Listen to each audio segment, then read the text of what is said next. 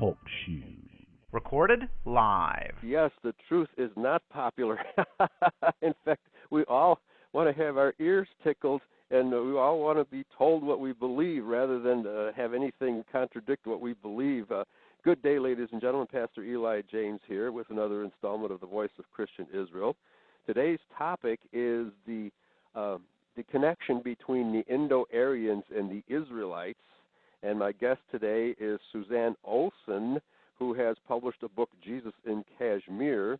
And before I introduce Suzanne, I just want to make a couple of points for those people who have really never heard our message before, that we do not equate Israel with the Jewish people. That's simply a false connection, a false identification.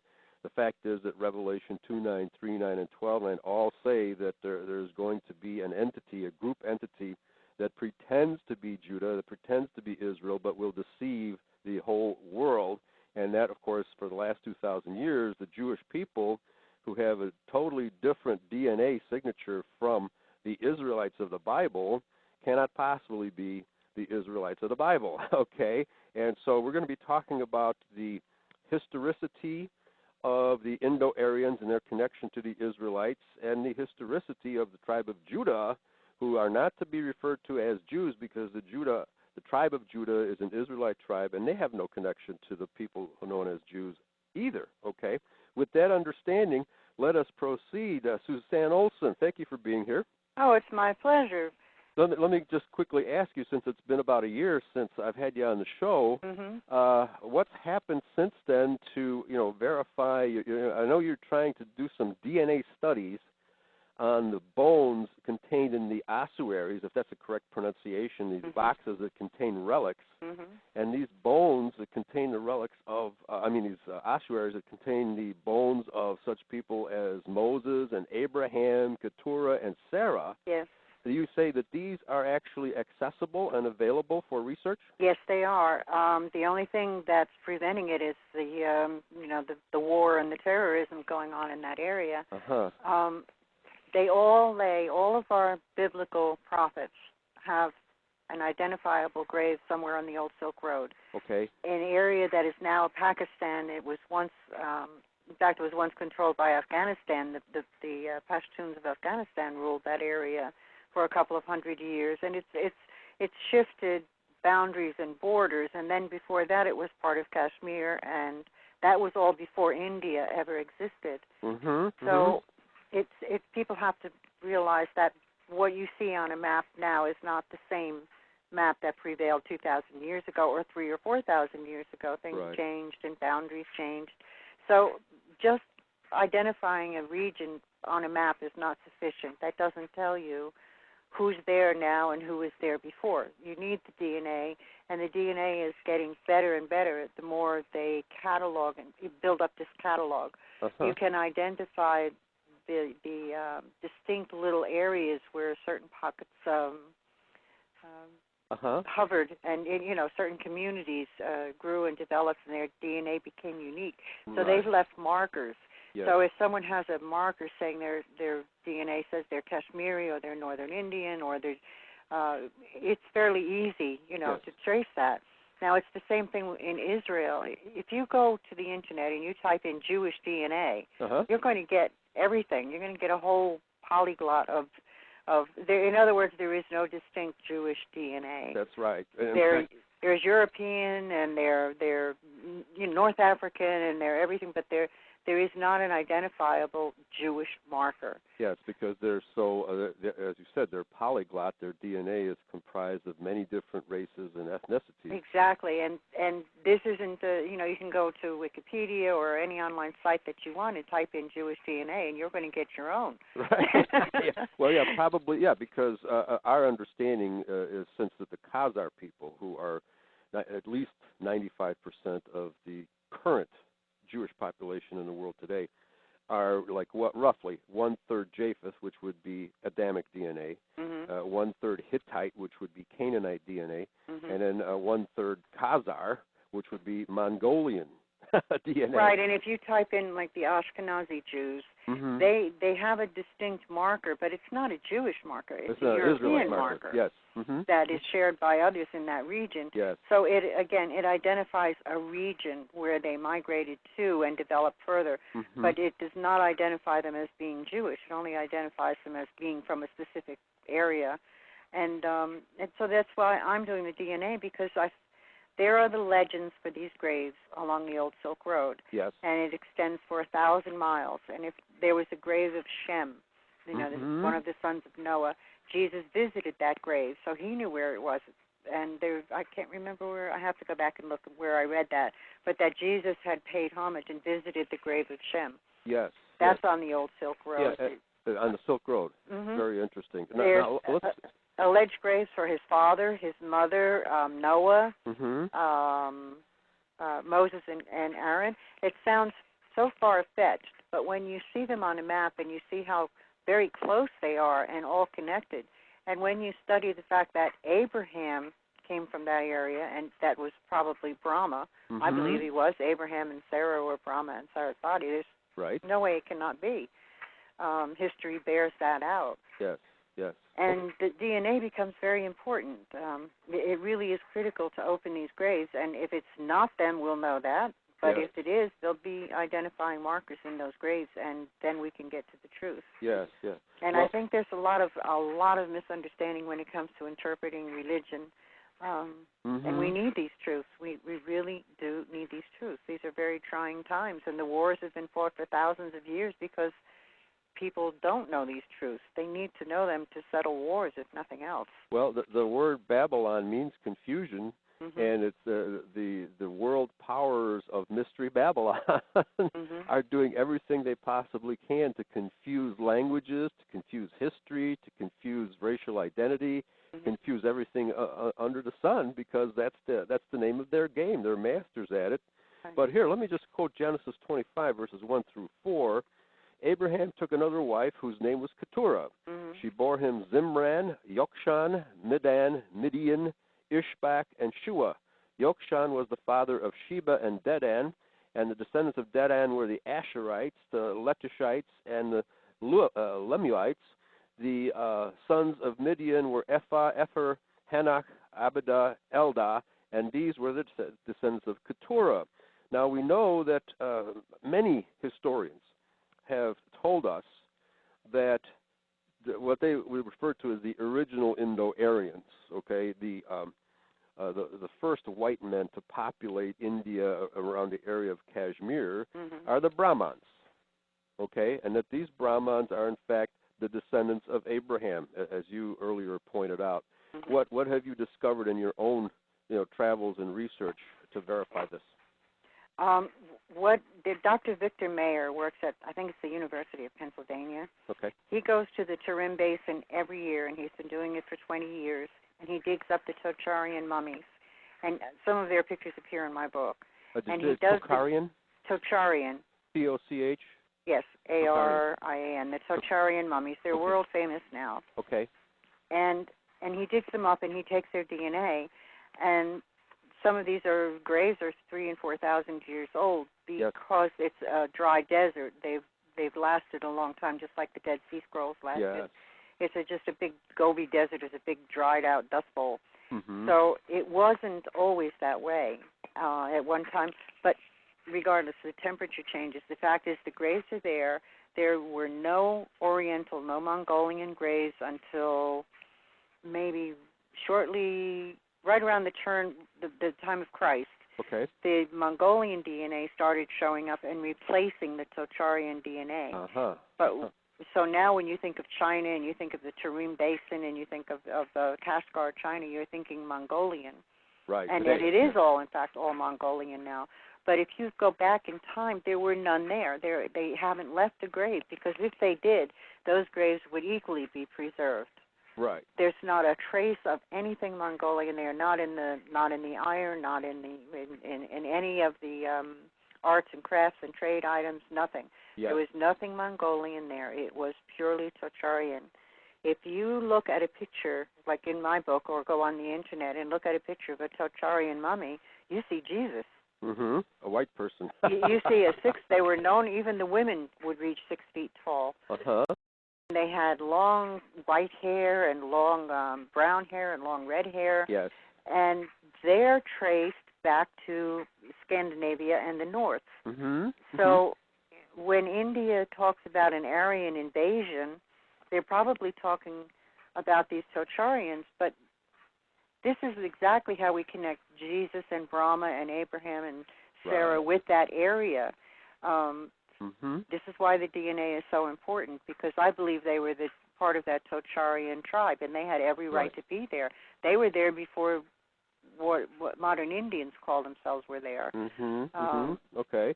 Now, if that's in fact who they were, and they were Jews or Judeans or Judeans, Israelites, yes. Israelites, then now suddenly we have an explanation for why Jesus looked like that, and why he didn't look like an Arab or an Ethiopian or Rabbi Goldstein. or Rabbi Goldstein, right. Now suddenly the explanation makes sense. That's right. These people were there. This is their homeland. Why wouldn't they be there? Why wouldn't Jesus go back to that area if Abraham and Sarah and all his grandparents came from there? Okay, what's to your knowledge, what's the dating of those Tocharian mummies? Oh, the Tocharian mummies go back, I believe Dr. Mayer dug them up for 3,000 years prior to Christ. Okay, so 3,000 BC. Yeah, it was the same, and then they were there. He's dug up graves right up to the time of Christ. And their DNA hasn't changed. These people lived there. That was their home first. First and foremost, there was no one else there. Nobody else is being dug up. They can't find anything else. Well, isn't it also true that there are still two tribes in that? We're talking about the southwestern corner of the Gobi Desert, Xinjiang province, where these mummies have been dug up, and there's still two tribes there who have primarily white features. Isn't that the case? That's absolutely true. And in my DNA, I was thrown for a loop when they took my DNA. I had mine done through National Geographic. Okay. And one of my great grandmothers came from what's the island in northern Japan. Oh, and okay. I traced it. I was very curious to know why I had a grandmother in Japan, and when I traced my DNA back, what is the northern island? Oh, gee. Oh, yeah. Well, what you mean, the DNA of Northern Ireland? In the northern island of Japan, I have that DNA. Oh, the Northern Island. Yeah, I forget the. Yeah, there's a mountainous. I'll think of it in a minute. There's a mountainous region that has two white tribes still living. That's exactly right, and my DNA traced me back to the same features in northern Japan. They had blue eyes. They were 6 feet tall. They grew beards. Right. I don't know how they got there, and I don't know how to account for it, but they were there before the Japanese were there. Well, they were the descendants of Japheth. Yeah, it's interesting. So everybody can say that, well, this is nonsense. This is this is impossible. But we're citing DNA studies. We can't make this stuff up. Right.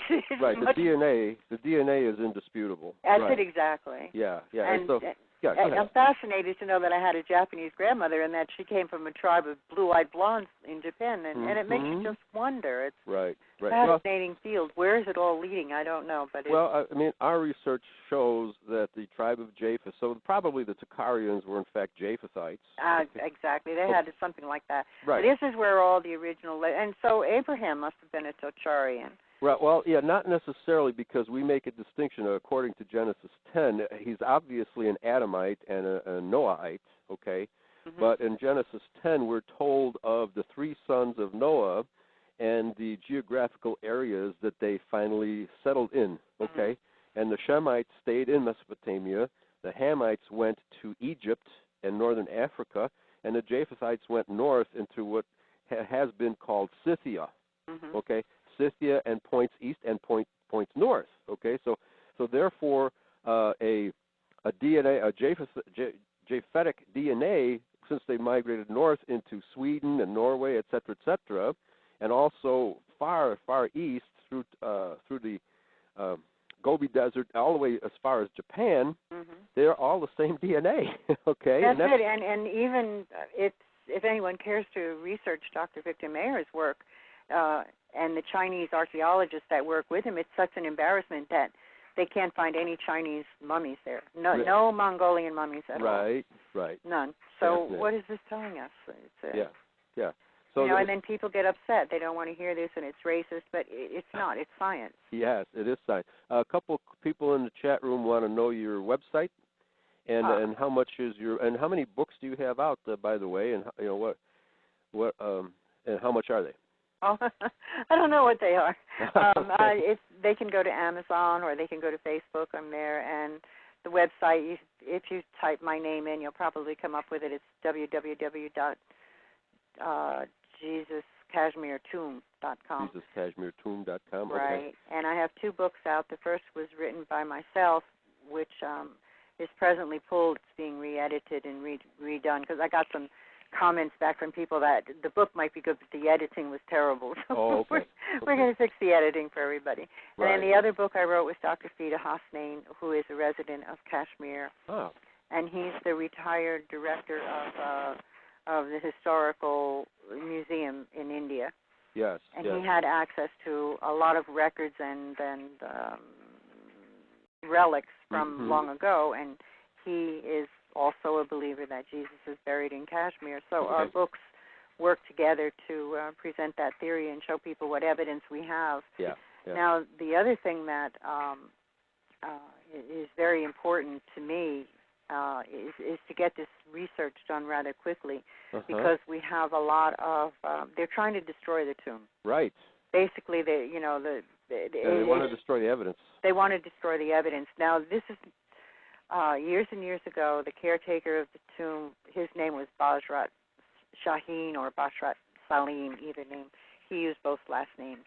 And he was the caretaker of the tomb for about 40 years, and he had inherited that from his father, who inherited it from his father. And then his sons went away to college. There was no one to manage the tomb. He had other businesses in Kashmir, Srinagar, and so he left the tomb in someone else's care.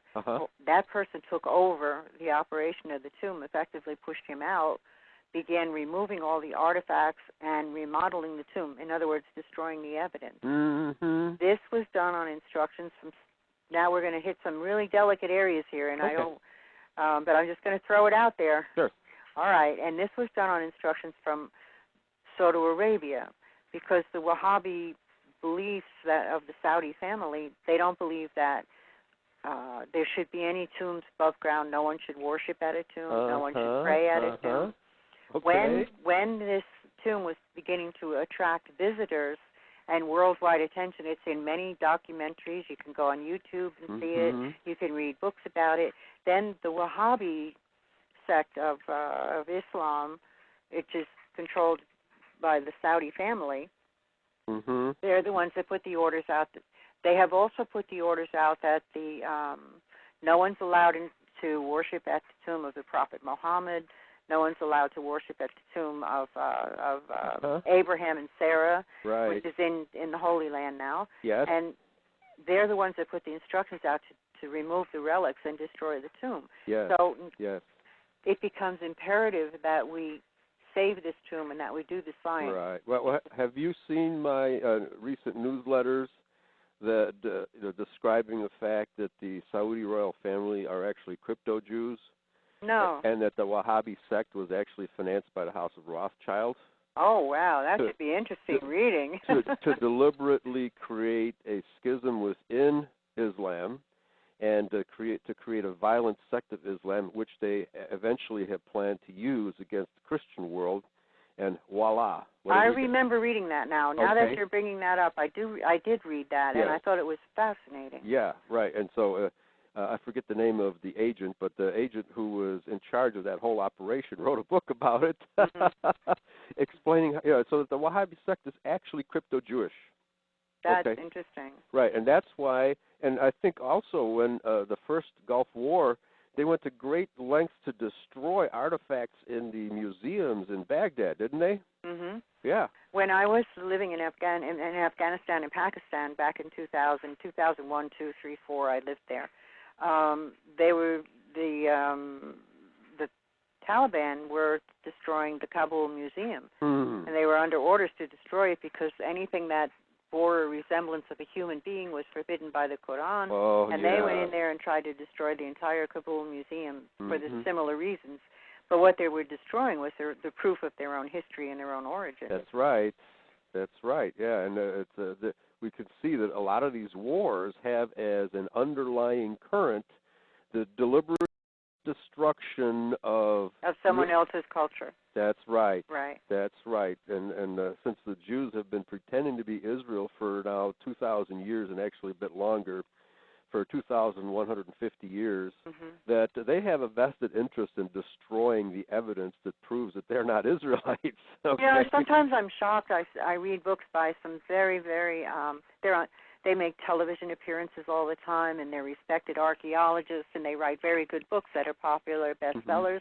But when you read the books, they are so prejudiced and so biased against Christianity, against anything other than themselves. That's and right. It's sad. I get saddened when I read these books. Well, it started, for instance, who wrote the Passover Plot? That came out about 20 or 30 years ago. Yeah. That whole series of debunking Christianity. Right, yeah. And they're doing it even today in very sad ways. Yes. They'll flip a word in here or a disparaging remark there. Yeah. And it's very sad because it's not really about getting to the truth at all. It's about defending your corner. Absolutely, yeah. And you don't let it's not. They're blocking other truths out in order to stay safe in their little corner and belief. Right, it's pseudoscience. Although there are recent books, like there was a Jewish author in Italy who recently published a book about the fact that the Jews were, in fact, historically sacrificing Christian children to make matzah balls. Okay, or whatever they do. Right, because it's part of their sacrificial, hidden Kabbalah ritual. Okay. And then another Jewish author in Israel just wrote a book called The Invention of the Jewish People, okay? Wow. Okay, which admits that the Jewish ethnicity is borrowed from several cultures, okay, just as you and I are saying now, okay? So the truth is coming out, but obviously the Rothschilds, with their trillions at their disposal, they can hire any flunky author to make anything up, and they have the money to do it, So let me here quote 1 Chronicles 1:32-33. The sons born to Keturah, Abraham's concubine, Zimran, Jokshan, Medan, Midian, Ishbak, and Shua. The sons of Jokshan, Sheba, and Dedan. The sons of Midian, Iphath, Epher, Hanach, Abidah, and Eldaah. All these are descendants of Keturah, the descendants of Sarah. Okay. Oh, actually, that should be later because Sarah had only one descendant. That was Isaac. Okay. So we see that, and here the Anchor Bible Dictionary tells us, Medan, Midian, Dedan, and Sheba, Saba were situated along the incense route through West Arabia, and Shua was involved in the Sabaean commerce as early as the second half of the 8th century B.C. Keturah is not attested as a personal name. It is reasonable to suggest that Keturah is a personification of the incense trade, Hebrew Ketoret, incense, Ketorah, incense offering. Okay, so now we make a distinction between the Israelites and, of course, the Brahmins, which would be the Abrahamites, versus the Arabians, because in that territory we have a lot of race mixing going on. And the word Arab comes from the Hebrew Arab, E-R-E-B, which means mixed. Okay, so what have you found out about Keturah and Sarah in your writings? When I was researching in the area, many of the biblical patriarchs sought the wives from Kashmir, from that whole region, which was a much bigger region at that time. So it encompassed all of northern India and parts of that are now Afghanistan and Pakistan. So when I say Kashmir, I'm not saying this little state, but a much bigger region. Yes. The Buddha's wife was identified as a Kashmiri by her jewelry. Sarah was identified as a Kashmiri, and so was Keturah. From the Mohenjo-Daro and the Harappan culture that lived on the plains of the Sarasvati River. Right. And then at one time when Alexander, I believe it was Alexander, when he was coming through there, he said there had been a trade route there, big cities, and they were all completely gone because the river changed its course. And the river was almost 5 miles wide. Wow. And changed its course, and a lot of people either were lost or had to get up and move somewhere else. So that's why we lack a lot of the evidence. But according to even what they wrote in India, that Sarah and Keturah and the Buddha's wife they were all considered Kashmiris, and they were identifiable by their jewelry. Okay. Trade items that were found in Sumeria linked them all. They had the lapis lazuli, the blue stone, is very famous in Afghanistan, and it only is found in these mines in Afghanistan, which was part of Kashmir at that time, and it turned up in Sumeria. So there was trade going on. Yes. Silk that was worn by the Tocharian mummies, they apparently really were the true inventors of the silk trade, of processing silk, because the silk found in their graves was found in the tombs in Egypt. Yes. And people said, it came from China, but it wasn't China then. Right. China didn't get on the bandwagon until much, much later. Yes. So it's really fascinating when you study this and you realize we got it all wrong. Yeah, so this whole, and this is exactly what Genesis 10 tells us, that the descendants of Noah and his 3 sons, they spread out, from Mesopotamia to points north, that would be the Japhethites, and the points southwest, which would be the Hamites. And now, on your website, I've seen some of the photographs of the Egyptian mummies.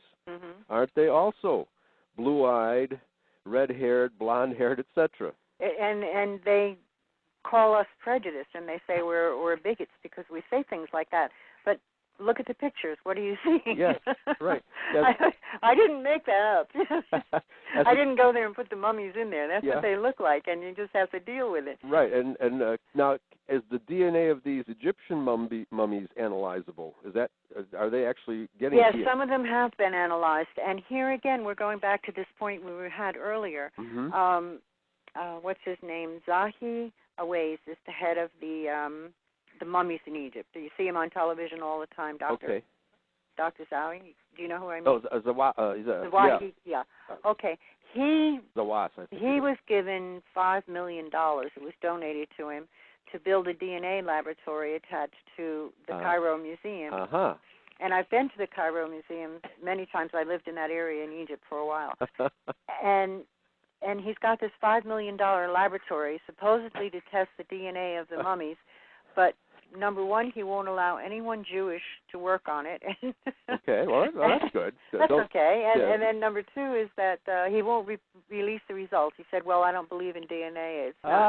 It's not sure enough yet, and we're not sure if the proof is right. He won't release it. So you have a $5 million laboratory. He'll do some of the mummies, the ones that aren't contentious, but he won't do all of them. Right. Because he said DNA processing isn't developed enough to be accurate. What in the world is the man hiding? What is he afraid of? Yeah, he's afraid that, of course, Egyptian culture, modern Egyptian culture, does not want to consider the possibility that its ancient heritage is white and not Arabic. And they get very embarrassed when they dig these mummies up and find out they're not who they thought they were. That's right. So rather than reveal it, they hide it. That's right. Because we're in the middle of wars all over the world right now, and it is a cultural war. And I don't care what anybody says. This is a cultural war. This is Islam against the world. Yes. And the Wahhabi sect created by the Rothschilds is leading. I'll have to go back and read that again. Yeah. I remember I did read that article, and it was so interesting. Yeah. I mean, this is what you're talking about, the CIA, Mossad, and all these kind of dirty tricks operations. Well, this one goes back into the early 1800s. So, but the British Empire, they have nothing to be proud about in terms of how they've destroyed, their empire has destroyed, other cultures and manipulated one culture against another under the influence of the Rothschilds, And of course, they're doing the same thing today to America, destroying our culture with their money. But here on page 96 of your book, Jesus in Kashmir, not far from the great Sarasvati culture of Harappa is Mohenjo-Daro, or Mound of the Dead, an equally impressive city and once home to Keturah. And so what's, you're talking about burial customs here. What are the burial customs of these people, and how do they relate to, the Shemites of Mesopotamia? They were originally called the Mound people, or their burial sites were mounds. Yes. You can find them in Ireland. There's several famous ones in Ireland and Scotland that go back to the same time period, and they were called tumulus graves or mound builders. It's the same graves that they find in among the Tocharian mummies. It's the same ones that they find scattered here and there throughout the Punjab in India. And it was a distinct culture that existed at the time of Noah. Yes. Noah's grave, the one alleged Noah's grave, is a tumulus grave. It's a long.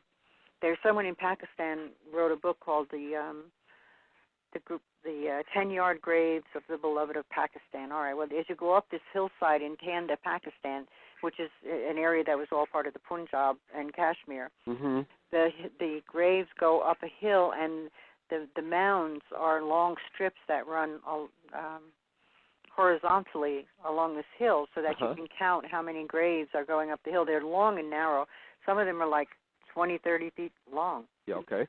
And inside each grave are buried artifacts that were important to that person. Yes. So those artifacts the age can be determined, and the identity of the person can be determined. So they're very, and if you can find the DNA, so much better. Right. Right. So that's their graves or their birthplaces are associated with this area, and the graves go back to about the same period of time that they lived. So it's all connected. Yeah, yeah. Okay. And getting these graves open is so important to me, because if there's any validity to these stories at all, this is the only way to find out. And if they were false, then they were false. We'll have learned who was in there. Yeah. We can still straighten things out. Yeah, yeah. But you have to get in there. When I lived in Murray, Pakistan, that was the site of the grave of Mother Mary. Now, this is, another really sore spot with Christians. I know. Yes, right. You can't have a grave there and so on and so forth. But if people do the research and read, then, they can become aware of why it's associated with her. Well, I know. And when I was there, that grave site was a military target. It had been bombed twice before, and they're saying, look, dig her up and get her out of here. Right. We had a whole big thing planned. People were donating their land and saying, if you can find her grave, put it on my land, put it here, put it there. Right. Just get her off that hill before she's bombed again. Right. Well, as you say in your book, and let me just qualify my comments here, because there's people in the chat room, obviously Christians believe in the physical resurrection of Jesus Christ, and we in Identity believe that also. But in your book, you say that these bones were not always kept in one ossuary, that people would raid these, grave sites and then grab these bones and ship them off to somewhere else. So I can see what our understanding is that Mary went west and died somewhere around in Gaul, which would be present-day France. But I certainly see the possibility that someone dug up her bones and carried them back to Kashmir. Understanding that, Miriam, Mari, Mary, Miriam, Mari, these are all the same name in different cultures, aren't they? Well, exactly. And the grave in Kashmir isn't someone who sounded like Mother Mary. They're saying it is Mother Mary. They're saying that, yes. And they've had this tradition for hundreds and hundreds of years. So it becomes a question of, to me, it just saying her grave is there isn't sufficient. But when you find 10 members of the same family have a grave in this area, you have to wonder why. Right. Well, I found 8. Okay, and, fascinating.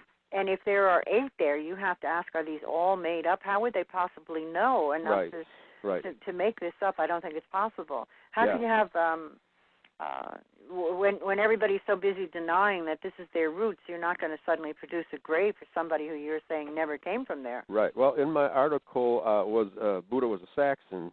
One of the responses I got was from a white person who takes yoga classes from a very, very old Buddhist instructor, Chinese Buddhist instructor. And he said, well, his instructor told him that there's no doubt that Buddha was a blonde-haired Aryan. So they've known this for a long time, If you read the descriptions, even those Sri Lanka is a very strong Buddhist country. If you wanted to go to Sri Lanka and study Buddhism, you don't even have to get a visa. You have unlimited residency. Really? And they're really into their Buddhism. And they kept the genealogy of Buddha, and they kept the records of all this extraneous information about Buddha. And Buddha and the priests who were training Buddha wore these, what is it called? The Jews put a girdle around them and the strings hang down. Okay, yeah, right. There's a name for it. Oh, the the rosary and beads and what have you. And all of that was part of the court where Buddha was born and raised. Right. They're describing Jewish customs. Nobody else did that. Yeah, Judaism. Then the fact that he had the long locks on the side of his hair, what is that called? Yeah, right. The locks, yeah. All of that is described in the court of Buddha, and you're describing a Jewish heritage. Yeah, right, a Judahite heritage. Yes, we would exactly. Say. So it's based on their descriptions, not mine. Right, yeah, and so that proves the connection between the Shemites and the Indo-Aryans, without a doubt. You know, it proves that there's a connection there. But that has been falsely labeled Jewish because the Jews claim to be Shemites, and they're not. As I said earlier, 95% of the Jewish people today do not descend from Shem at all. And the 5% who are from the Middle East, from Palestine, their major DNA grouping is Canaanites, Canaanite and Edomites. So they only have a fraction of their DNA is actually Shemitic. Okay, so it's all a big front. It's all a big charade that they right. go And through. the minute you look at the DNA studies, it all falls away. Right. It disappears. The like DNA in northern India.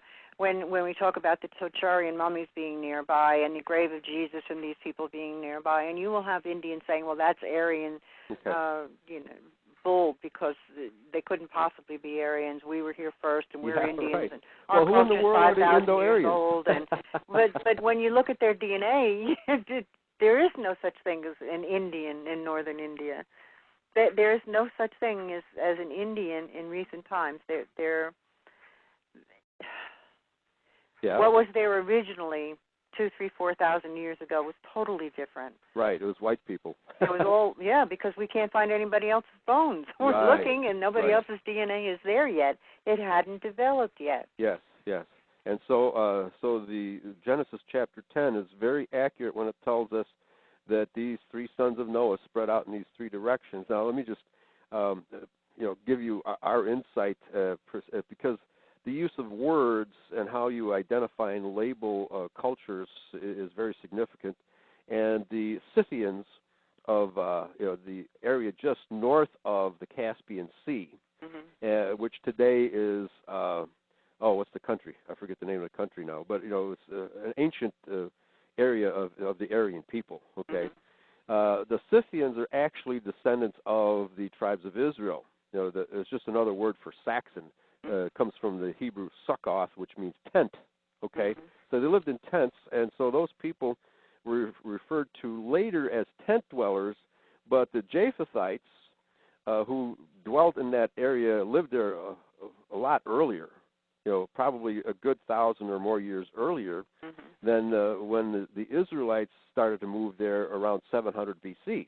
Okay, so what historians do is they label all those people by the same name, Scythian, not realizing that one group is Japhethite and the new group is Israelite. Okay, they don't understand that.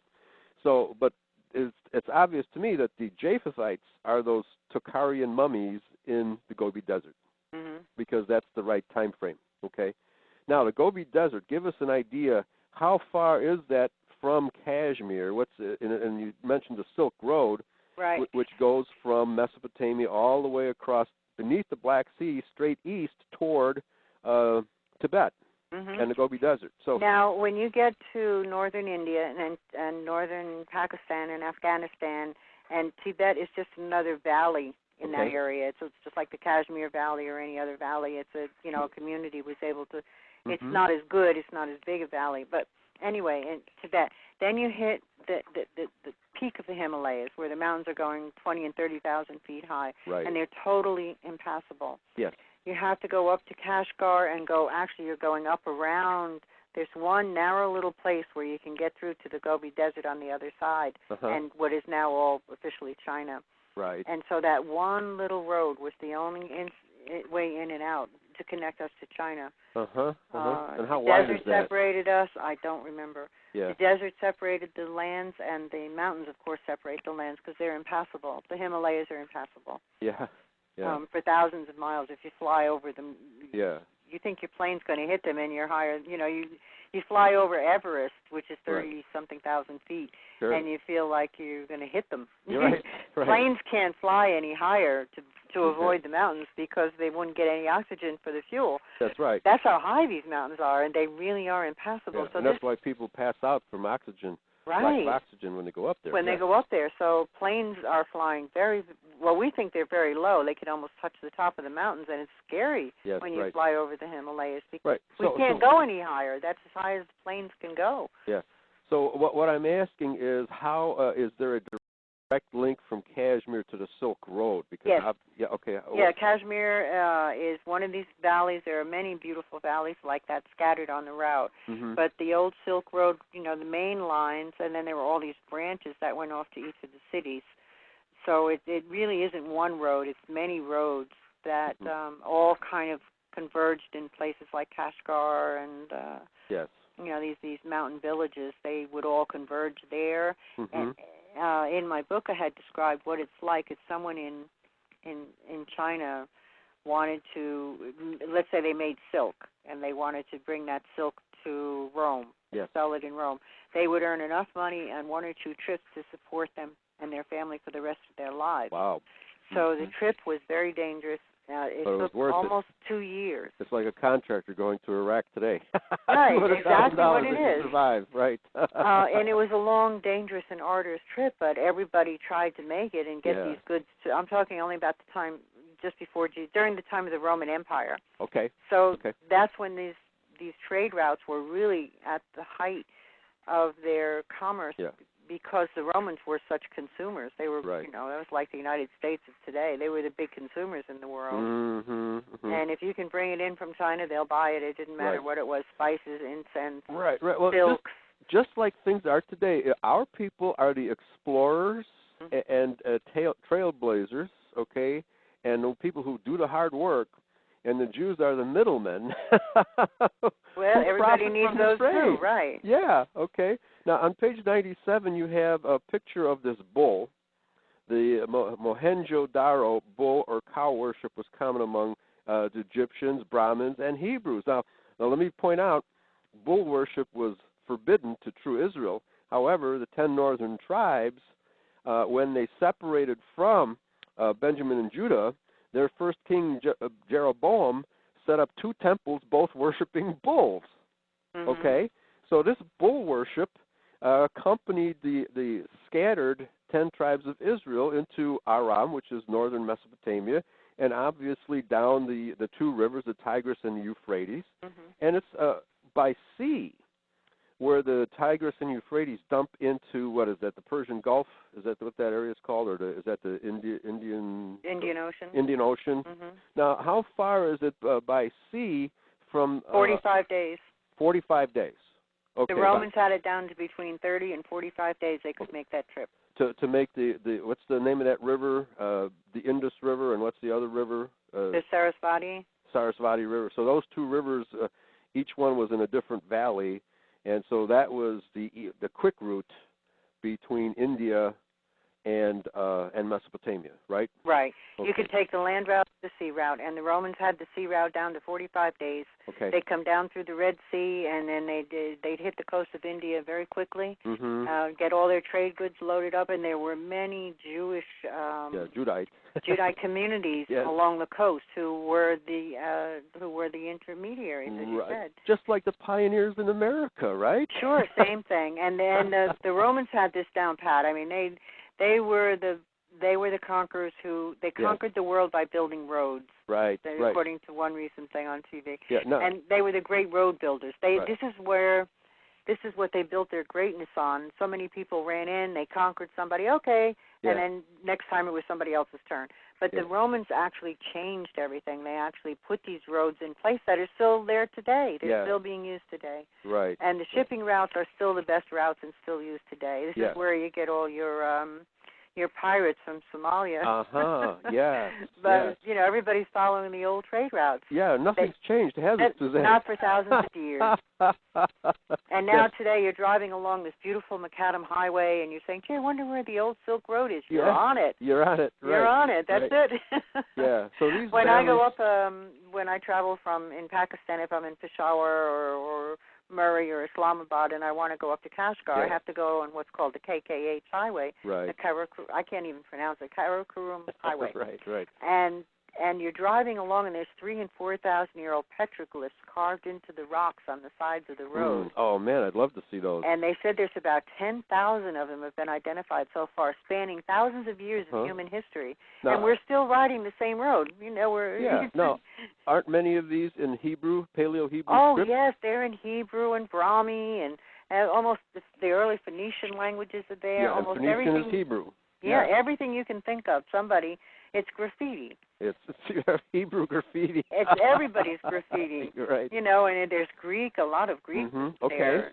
And and it's just fascinating. So it lets you see just the passages of man, and you realize how history gets so twisted up by all these people. Right. Somebody will come in and somebody will say, I was here, I am a great Greek, and somebody will come along and cross that out and say, no, you weren't. I was here, and I'm a great something else, and so it's so silly, and we're doing the same things today. So it makes it hard to decipher some of these things because, in fact, like the Ten Commandments were inscribed in Paleo-Hebrew on a monument in New Mexico, and somebody went and defaced the whole thing.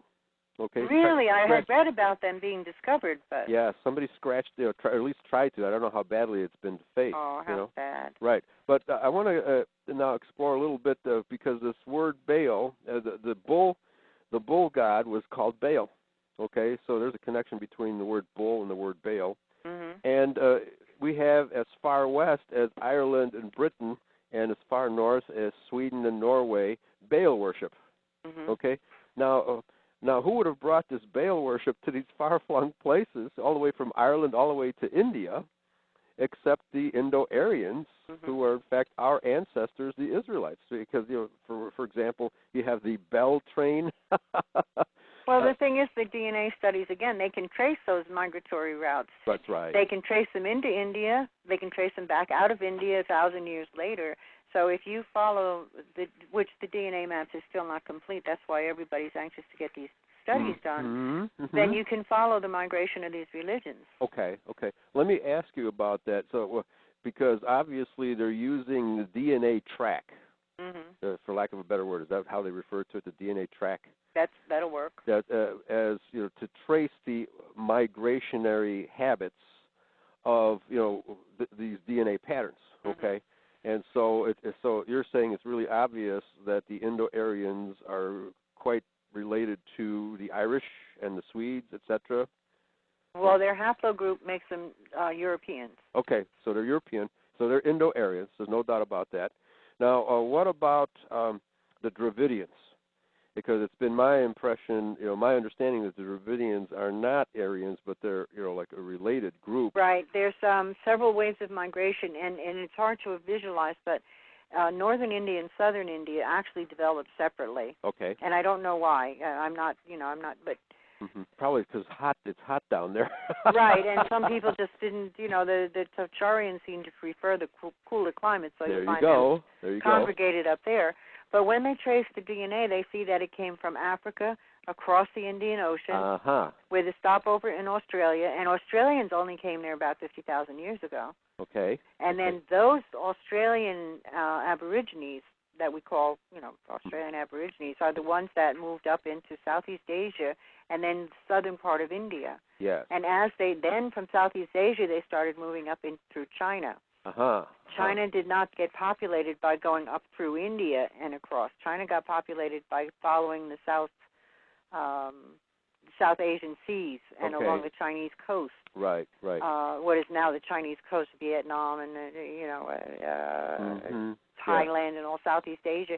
That's their migratory pattern, and it's different from the group that came across from Africa and the Sahara Desert and into India that way. They had apparently gone to Africa. When we all first stepped out of Africa, they went north. And then after developing all the blue-eyed blonde features of the north, then they migrated back down into India. Okay. All right, and that's the way that area got populated. Now, the reason for that is because if you think of a map of a few thousand years ago, most of that coastline around the Indian Ocean was all marshland. It was, you know, swamps and marshes and mosquito and snake-ridden. Oh, right. So people just weren't traveling that route. That wasn't a good migratory route. Yeah, they get stuck in the marsh, right. Right. Yeah. So that's why they kind of went north and then came back down into India through the Caucasus Mountains and along those routes until the climate changed and the marshlands were more passable. And so the Dravidians of southern India do have a different DNA marker. They're closely related to the Australian Aborigines and the Africans and they reflect it in their. You can see it in their features. The further south you go, the darker and darker they get. Mm-hmm.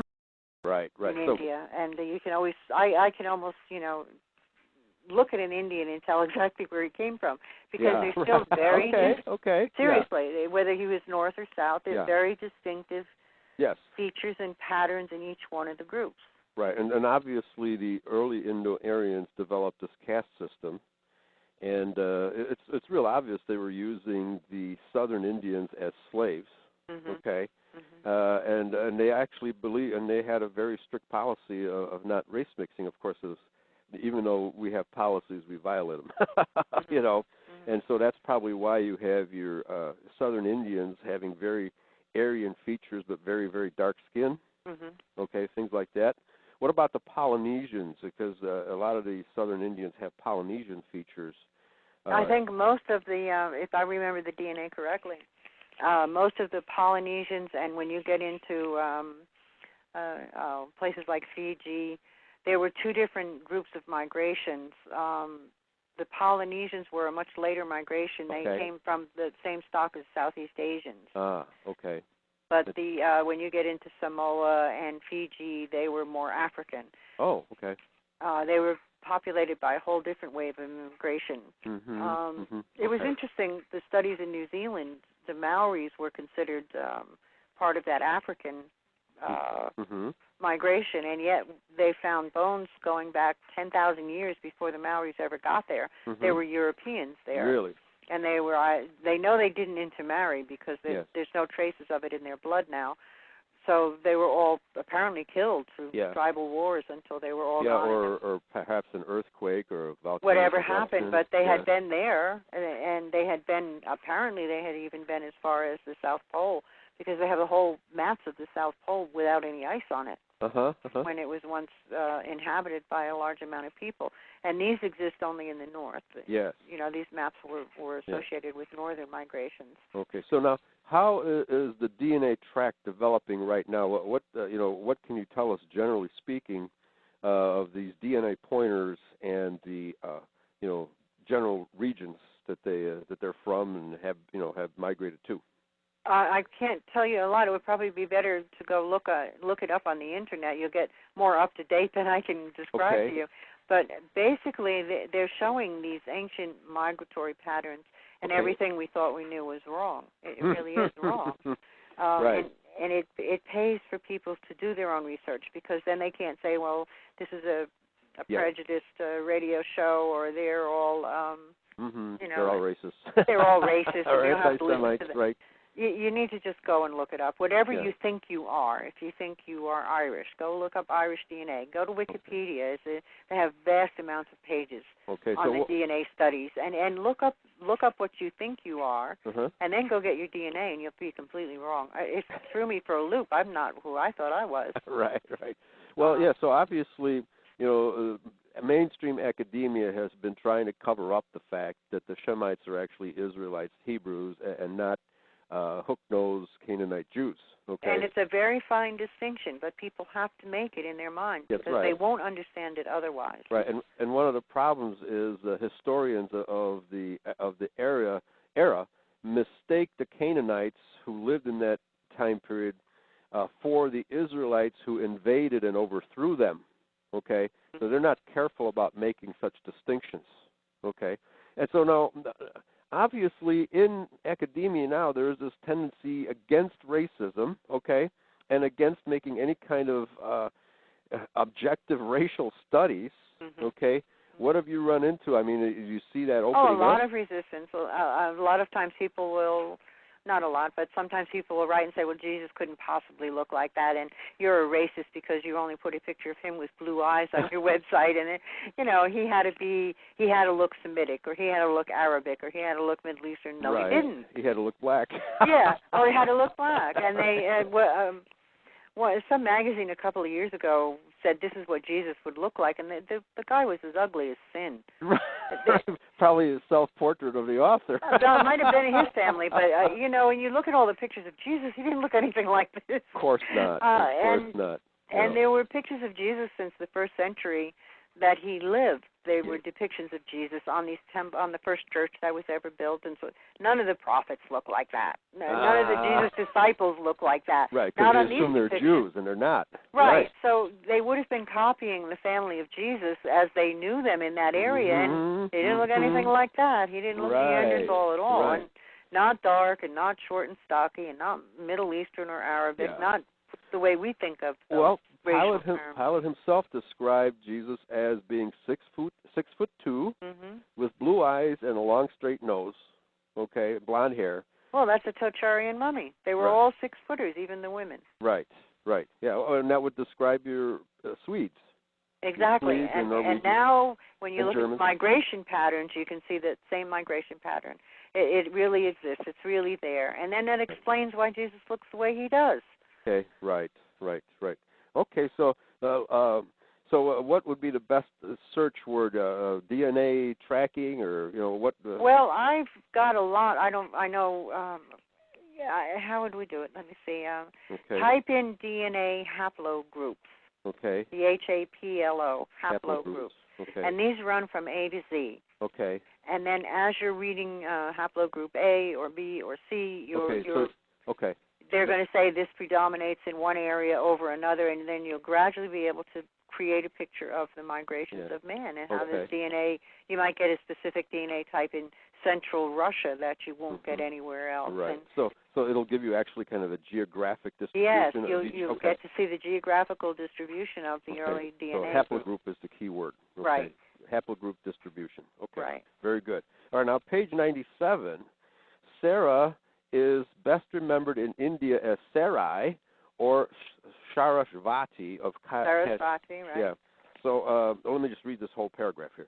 She was originally described as we might expect to see a typical Kurgan. What's Kurgan? What is the word Kurgan? The Kurgans are the Tocharians. Oh, they're also Tocharians. There's another word for Tocharian, which means tall, fair, white people. Yes. Yes, okay. Yes. Very fair and always clothed in white to represent her purity and the brotherhood of priests. Her presence has had tremendous influence in India. There is an entire epic period of Indian history known as the Sarasvati culture that reflects this glorious civilization. Now, what is the Sarasvati culture? Am I pronouncing it was the height of Indian intellectual and artistic and literary achievements. Okay, so this is the era of the Vedas. It would be similar to our Renaissance period. Okay. Now, let me ask you, because there's I've always noted the linguistic connection between Veda and Edda. Okay. And it was obvious to me that the two words are related linguistically and, carried in different directions by the same people. Okay. What's your impression of the age of the Vedas? And, are they the original Indo-Aryan documents, or are there is a preceding era of written and glorious civilization? Well, I try to compare the Vedas with other early literature, and I can see many connections. Okay. So the Vedas were not written in India in an isolated situation at all. Okay. They reflect many of the same beautiful sentiments expressed in the Bible or in in the Torah, and then they can go back to ancient Egypt. You can see the influence of the rest of the world on the Vedas. The Church of the East, it's pretty much dissolved now, but the one that I'm referring to had lived in Kashmir, had been in Kashmir since the days of St. Thomas. Okay. And they claim they're an original Thomasine church. Okay. And in their records that were written in the first century at the time of Christ, they say that when Jesus was in Kashmir, he helped finalize the Vedas. They were still in a stage of being rewritten and redeveloped over and over again, and that he sat down with the Brahmins and helped them rewrite the final version, that is what we know as the Vedas today. Yeah. Now, let me just say this, because there's a lot of skeptics in the chat room. There's 18 missing years of the life of Yahshua, okay? Right. And it's really obvious to us. In fact, William, I can't remember, the great poet, the great English poet said that, his feet touched the shores of Britain, okay? And so obviously, and in the days of ocean-going travel, and, the tribes of Israel, Zebulun, Dan, Naphtali, Gad, they had boat and ships, and they went all over the world, really. Oh, of course they did. And if anybody thinks Jesus was just this poor little prophet, barefoot guy who stayed in the Holy Land his whole life, then I feel sorry for them, because they're not giving the man due credit. He was an incredible traveler, and there's no reason he couldn't have been anywhere in the world. Right, yeah. So even though certainly Jesus could have been in India, I don't doubt that at all. Oh, absolutely. I don't have a doubt. Whether whether his bones are there, that's another question. Well, we have to do the DNA. Right. It would be hard to get the DNA of a particular individual. We could get a class DNA, and as we said earlier, these bones had been taken and deposited in numerous places. However, sure, there's relics of Buddha all over the world. I'm sure. They've been doing this for thousands of years right. because they think the relics are something holy that will impart extra power to you. Okay, now what evidence do you have? Have you been able to look at the actual DNA? No, we can't get the DNA yet. Can't. Every attempt has been blocked by one or two men. Really? Yes, for the last 30 years, the same one or two people who are Wahhabi-oriented have access, have taken over the tomb, and they have blocked all studies. Fascinating. And that it's always makes a lot the of same sense. one or two people for 30 years. Because they're crypto-Jews. They're really Jews pretending to be Islam. That could be. That's what but they are. I know that they're very destructive, and they're... You can find them on YouTube telling everybody else very broad lies. I don't know how they can get away with it. So I would imagine it would be very dangerous to go back there now. Well, I think they just need to be persuaded to be on the right side. I don't know. I believe that you can talk people into it. You may have to bring some bribe money next time if you go back there. If you go back and you show them how much damage is being done, even to the tomb of their own prophet Muhammad and his wives, all those graves have been destroyed. And how do they feel about that? Right. Yeah, they're obviously deluded, just like most Judeo-Christians are. It's very sad that they would hold up the world over these little arguments and such fear. There's so much fear. Well, somebody's obviously instigating them to do that. Right. We know where that's coming from. Yes. Yeah. So the Sarasvati River, would that be named after Sarah? Yes. The whole culture, as I said, it's like the Renaissance culture that we experienced in Europe. And it's a whole cultural episode associated with her. It was the flowering of all learning. Right. And so our ancestress, Sarah, is actually very, very famous throughout the Middle East. Yeah, she had a great influence on how that whole culture developed into what we call the great Indian culture today. If you trace it back to the Sarasvati, you realize what its real roots were. And so we have, here, let me just turn to page 98. Sarah excelled in Vak, V-A-K. That is in eloquent speech and mastery of languages. In Hebrew, this is the same as Vakika, or Vakira, from this description in Leviticus, and she is called, of eloquent speech, called upon to recite the holy words of Torah, with no distinction being made between male and female priests. Okay, so obviously in India they had different traditions, and we talked about how the Israelites who migrated away from the land of Judea or the land of Palestine developed their own independent traditions, and how these had been changed, we could say corrupted, into Buddhism and into Hinduism. Okay, what's your perception of the antiquity of the religion called Hinduism? Because no more than maybe 300 years before Christ. 300 years before Christ. Yeah, then it started, people were settling there and began identifying themselves, the cow worship for one, and the Brahmins and their caste system. All of these things came about usually just about 300 years before Christ. Okay. So in other words, as I stated in my article, Buddha was a Saxon. There's a similarity between Hinduism and Judaism in that both of them claim to have a very ancient tradition, but it's not. It's not, right. It's borrowed from other traditions, right, put together. So when a Hindu sage says, "Oh, well, our religion is 6,000 years old," he's just making things up. Right, and that's been proven. There's a lot of arguments back and forth on that, of course. But right. Indians are in India. They go the last few years. They were slaves under England for 300 years. They were a British colony for 300 years, and of course they all hate the idea that the British were there, that the British destroyed their culture and their temples and so on and so forth.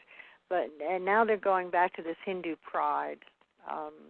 Jai Hind, Indian forever, and I'm very happy that they have this Indian pride, and I'm delighted in their recovery of their roots and their origins. But nevertheless, they're still not all that.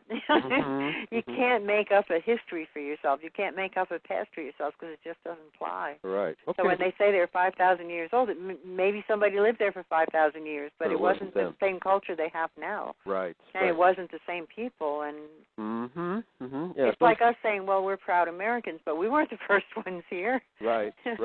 Well, actually, what Kennewick man shows that the white race was here 10,000 BC. Well, you got to look at the DNA studies. They can't find anybody. They cannot find the DNA studies. Don't. Is that too old? Are the bones too old for that? I don't. They haven't been able to identify anything other than Indians coming across the Bering Strait. Okay. The DNA hasn't. They haven't dug up any bones yet that would identify anybody from Europe coming here. Okay. They found relics, but the bones are gone, and we can't get DNA proof. But things like the Ten Commandments that were in the desert that you mentioned. Right. Yeah. Well, that's proof. We can find relics that would suggest that the white man was here long ago, but we can't find the actual bones. Maybe because of the climate or whatever reasons. Yeah. Well, I mean, as far as Kennewick man, I know the archaeologist who discovered them claims he's found a virtually intact skeleton that he dates to 10,000 BC. So you might want to investigate that. I will. Okay. I will definitely look into that. Now on page 98 again, it was first King Vikramaditya who helped build the Ram temple in Ayodhya. Thus, if Vikramaditya was Abraham, then these kings represent families of Abraham. So an understanding of Vikramaditya would be an anointed king descended through Abraham, who was descended from Surya, the sun god, gifted in learning and eloquence of speech, related to the royal and noble Kshatriya family, which would be of the family of Isaac. So you actually, have traced these names linguistically and have seen the relics and the bones that prove that these are white people. Right. It's their own history. It's exactly what they wrote in their history books. Okay. You can only find this written in India. So, you have to read it and understand what they're saying. And they're saying we are actually descended from these early Israelites, and right. And they're giving you all the customs of Abraham and things that Abraham and Sarah left, right. And then they're saying, well, no, it couldn't have been Abraham and Sarah. They weren't the same people. Right. So it's like that double thing that goes on all the time. Right. Well, obviously, it says Abraham came from Ur of the Chaldees. Okay, so then here's this mysterious word Chaldea. And the priesthood, the Druids of Ireland and Scotland, referred to themselves as Chaldees. Okay, what's the linguistic connection? Chaldea, Chaldee, and these people from Mesopotamia, aren't they? Isn't that another connection? I would say it is. Yes. The linguistics, it's hard. A lot of people say, well, I'm interpreting it wrong, or you're interpreting it wrong. The words don't mean the same, but in fact they do. In my book and in many of the books written on this topic, you'll find that in Kashmir, for example, there's an exact replica for every name in the Holy Land, every city, or Bet Peor. There's a Bet Peor in Kashmir. There's a Bet Peor in Israel. All of the names match. They just back and forth. They carry their place names with them. Mm-hmm. That's right. So you can find Ur of the Chaldees in Mesopotamia, and you can also find it in the Sarasvati culture. Mm-hmm. Mm-hmm. And so then you get into this, well, which one came first? I can't tell you for sure. I don't know who was there first, but I can only tell you that they existed side by side at the same time. Right. Okay, and on page 100 you talk about a great schism or great schisms between the Hindus and the Hebrews, okay? And so what's all that about? And again, it involves the, here it says the temple of Amun at Siwa used the Apis bull to represent the constellation. So this bull worship versus anti-bull worship, what's going on there? This apparently led to the schism. Right. There were two schools of thought, and they existed in India side by side. Okay. And whether the Brahmins and the Hindu priests carried this with them or however it was influenced, we can never really know whether to point the finger this way or that. Mm-hmm. But bull worship existed when Moses came down from the mountain. Mm-hmm. And he told his people, you're not supposed to be worshiping the bull. You made a golden calf. Okay. Right? So the people who wanted to worship the bull moved east. So which groups who was Moses talking to? What group of people? Did he bring these migrants out of India? Were they the ones that were captured and slaves to the Pharaoh? Right. So the bull worship was going on in many places. That's right. At the same time, and That's right. it's hard to say. The Romans worshipped bulls. Mm-hmm. Mm-hmm. And in India, they can trace there was never any ban on eating the bull until only recent times. Really? Now they're vegetarians. You're not allowed to eat the bull, but you worship it. But that wasn't always the case either. In early years, going back 2,000 years in India, you could eat a bull. Right. You worship it and then eat it. It wasn't a problem. So it's hard to trace these things because the culture's wove in and out so much. Right, right.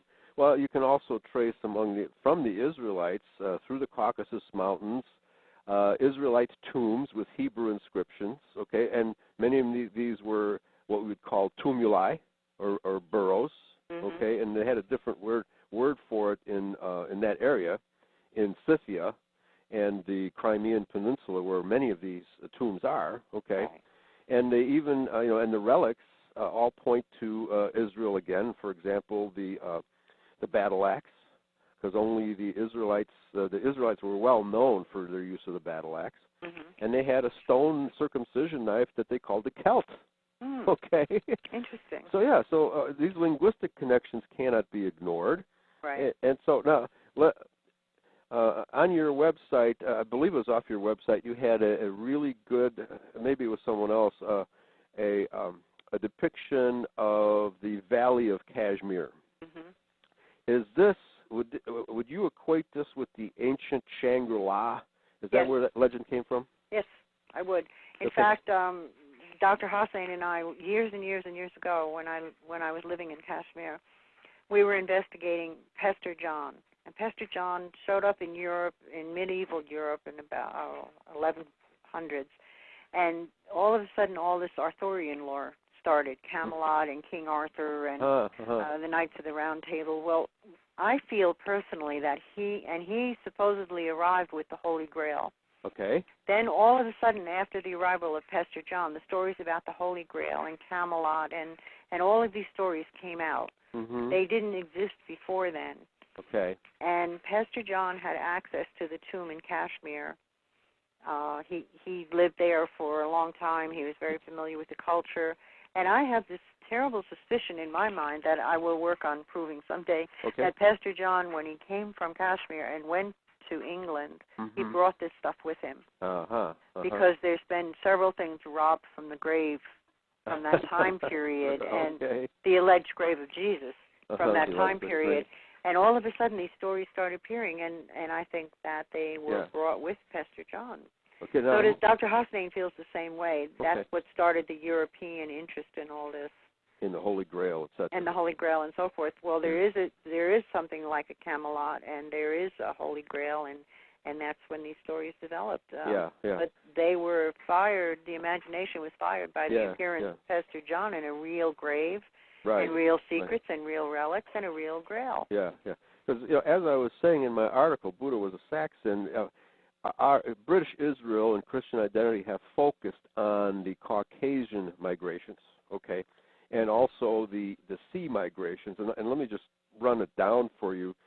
In my personal opinion, and I think this is verifiable historically, from the cultures that exist in the Mediterranean area, the Mediterranean basin and points west, that the first migration of Israelites occurred around 1500 BC from Egypt, when the Israelites were slaves in Egypt, okay?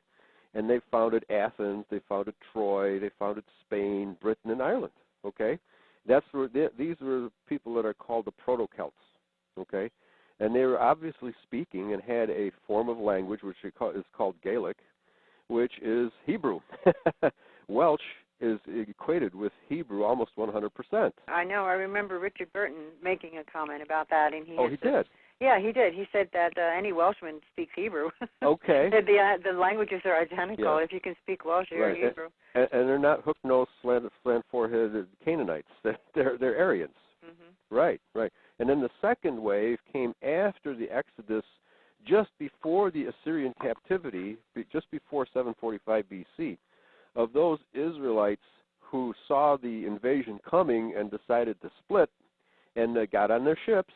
Okay, some of them went overland, but most of them went by ship to Ireland, to England, to Spain, to Greece, etc. Okay, and so that would be your Phoenician wave. Okay, and then the last wave would be the Anglo-Saxon wave. Those actual ones who migrated overland through the Caucasus Mountains up into Europe.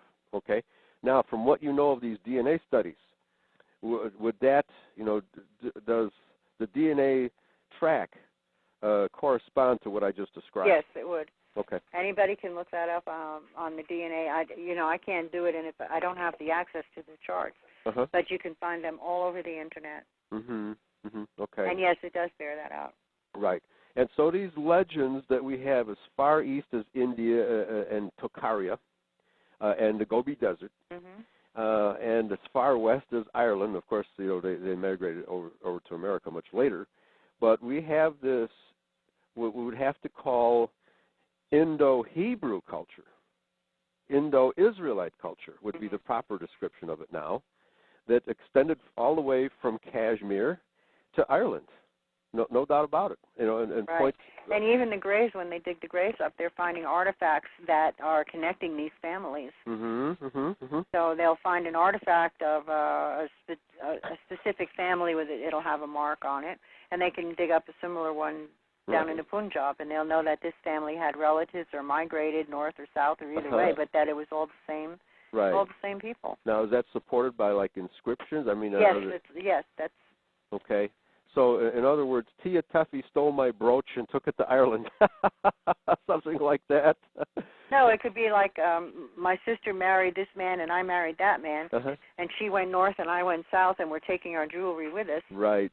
And it's all from the same family, so it's easy to identify. We're taking our dowry with us. Right. Right. Yeah, so this is all fascinating stuff because, the perception, the prevailing academic perception, and I've been, arguing against the academics who say that Hebrew is not an Aryan language, and I tell them that's all poppycock, and you're not following the progression of the languages and how they migrated. Okay, so I think we're seeing here three waves of evidence, namely the DNA evidence, the linguistic evidence, and the migration evidence, all proving that these people are in fact Aryan Shemites, okay, and that they've been virtually all over the world and they have left their DNA trace everywhere. Right, and the relics. And the relics, because the relics that we're digging up in the Gobi Desert are identical to the ones that were found in Russia. And we know these are the same people through the DNA and now through the relics, so it's really amazing to see history being rewritten and corrected. Yes. And going back to the Druids from the second wave, it's reported by historians that the Druids had clothing, a dress that was very, very similar to that of the Levitical priests. Mm-hmm. They had the same kind of apron. They had the jewels, and they had all these things that's very, very similar to Levitical priests. But again, the northern house of Israel, they began to worship Baal and other gods, okay? And so that this Baal worship traveled with these rebellious Levitical priests who became later known as Druids, okay? And we find this bull worship spread all the way from Ireland to India, spread to these places by the same people, okay? So that the schism that we're talking about is actually kind of a family affair, okay, between Israelites who were bound and determined to worship Yahweh versus Israelites who wanted to worship the bull. Okay, what evidence, linguistic evidence, is there in India of the name of Yahweh? I don't know. Okay. I don't know. That would be fascinating. It would be. I think I'll have to go look that up and get some more information read in my new book. Yeah. Because there's a lot of people who are skeptical of our perception of reality. Well, in India, I know that they used Yahud. Oh, okay. Is a word to describe a Jew, Yahud or Yehud. Oh, okay, yeah, that would which be is Yahud. also close to Yahweh. Right. But they would have written it as Yahu, as a Yahud or a Yud, and anything that sounds like that is meaning pertaining to something Jewish. Okay, yeah, or Judean, right? Right, and in Kashmir, many people, their last names end in U, like the Danu family or the Ranu family. Right. Anything ending in U is suggestive of a Jewish ancestor. Even a Kashmiri will tell you that. Yeah, very interesting. Okay, I'm going to back up to page 87, talking about Noah. And the previous page, there's not enough time to read the whole thing, talking where you quote the book of Enoch and the fact that Enoch's father was startled at his appearance because he was so white. Or was that Noah? I forget which one of the Noah. I believe it was Noah that was so white that his father was absolutely startled. And so who is Noah in Indian culture? What do they call him in Indian culture? Manu. Banu or Manu? Manu, M-A-N-U. Okay, now what's the and Manu Bost means the man of the boat. So Manu means the man of the boat. The god of the boat. Okay. Right. Now, do they trace do the Indo-Aryans trace their descent through which brother do they trace their descent in India from to Manu? Do you know? No, they don't break it down that way. They don't break it down. They don't approach it the same way the Bible does. They say that Manu was a great king who lived in this area, and then after the flood, he rescued his family, and then they resettled. But they don't break it down and say we are descended from this son or that son. Okay. They don't do it that way. They approach it differently. Yeah, because actually, and the reality is, in my opinion, that the original Indo-Aryans were the Japhethites, who migrated east, and then they were later joined by the Shemites and or Israelites who came much later, okay? And that's how I see the history of that area, so that they would actually be comprised of both, mainly Japheth and Shem, okay? So now what was this, this area where Manu came from, the name of the area, which is a reference to the Taklimakan Basin. Well, now we're going back to the Gobi Desert and the Tocharian. That's also the Gobi Desert. That's the Taklimakan Basin, right? Okay. Now, are you... The basin is the rim of Himalayas, dried up Himalayas that circle the northern part of the Gobi Desert. Okay. So it's just a geographical area of the Gobi. Okay, so that the Taklimakan Basin you're referring to on page 990 would be the same as the Tarim Basin that exactly. We call it that today. Right. Okay. It's all the same geographical location. Okay, all right. So it's because within identity there's two schools of thought. One that Noah came from the Tarim Basin, which we're just talking about now, and then the other school of thought is that he came from Ararat, which would be northern Mesopotamia, okay? I could see Noah's descendants getting to Kashmir from either direction, without any problem. Okay. Well, you're talking in distance. I had worked that all out before, and in distance, you're talking about maybe like going from New York to Charlotte, North Carolina. Okay. It's not a big distance. Okay. Are you talking from the Tarim Basin to Kashmir? Yeah. Okay. And from Kashmir to Mesopotamia, we travel those distances all the time. Right. The pioneers did it in covered wagons, and we didn't think anything of it. Right. Right. So they didn't. and they didn't either. Right. They wandered vast distances, and right. and it was a wide open area. There was nobody living there. We didn't have 6 billion people on the earth at that time. Right. Alexander the Great said you'd go for days and days and days and not find a village or a person. Nobody dare left the main road. Mm-hmm. You wouldn't go off the main road because you'd just be in jungle, and there Yeah. wouldn't be anything there for days and weeks at a time. Or pray for local tribes. Highwaymen, what have you. Right. Bandits. So you never went off the main roads. Once the main road was established, it was in use for thousands of years because there was nobody there. It was just simply wild no man's land. Mm-hmm. Mm-hmm. Fascinating. Yeah. Okay. I see we'll have about 5 minutes left, so why don't you give us your contact information, because I really support your DNA studies. Well, I think we can speculate all we want, but with this new tool, and it is a new tool, and once we can convince, a few minds that are still hung up in the old ways, right? We need to do these studies. This is the most important thing we can do. Yeah. If there's the remotest chance, if Jesus was buried in that tomb, I should think everybody listening to you, everybody in the world would want to know that. And if he isn't, we would want to know that too. Yeah. So, well, I think it's more likely that we'll find Moses. What's your evidence that Moses is buried in Kashmir? Very strong. Very strong? Okay. Well, sure. What's the... because of the traditions around the grave, because of the relics, because of the type of grave, there are many things that point to this is more than a couple of coincidences. Aaron and Moses are buried within a few miles of each other. Okay. Aaron's grave had a marker on it identifying Aaron as from the biblical Aaron.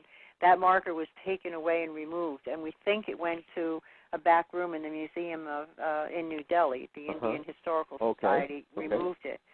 There's evidence you can examine. Hold in your hands and examine it. This is what we need to be doing. Yes. And before anybody laughs or ridicules or walks away in disgust, do the science. Right. Yeah, there's science behind this. Do the science. And I think and then Moses was forbidden to cross the Jordan because he struck the rock twice. Once at the command of Yahweh and once in his own anger. And because of that, he was forbidden to cross into the promised land. So that what's the linguistic connection of Moses and Sanskrit? Do you know of any connection there? Well, no. Was Moses called? No, I can't think of it. No, I don't know what it is. Don't know. Okay. I only know it as Moses or Moshe. Moshe. Okay. Right. Yeah.